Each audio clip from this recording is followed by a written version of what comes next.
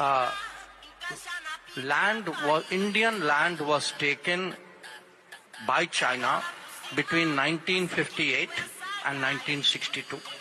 Some of it was before 58 also. So when you keep saying land taken by China, please understand this land was lost in 1962. I see efforts made to mislead the country. I give you 3 examples. Example 1, people are saying Chinese are building villages on the border. Where is the village built?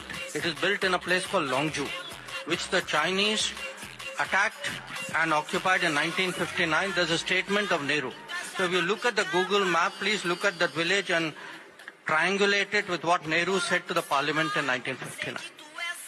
Then Rahul Gandhi and the Congress talk about a bridge in Pangong Tso in Ladakh. This bridge is being built at a place where the Chinese came in 1958 and then retook in 1962. Recently, I just saw Congress spokesman saying, the Chinese have built a road in Shaksgam Valley and this has great concerns for Siachen. Possibly it has concerns for Siachen. When was Shaksgam Valley occupied by whom?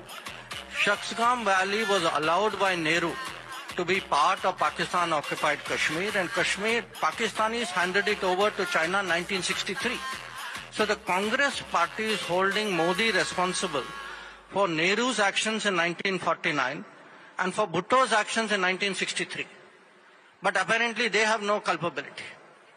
So I think we need to get the China issue right.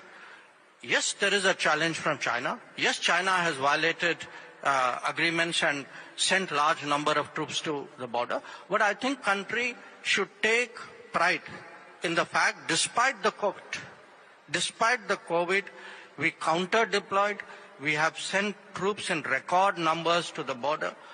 Those troops today at great heights, in great cold, in very tough conditions are holding their own.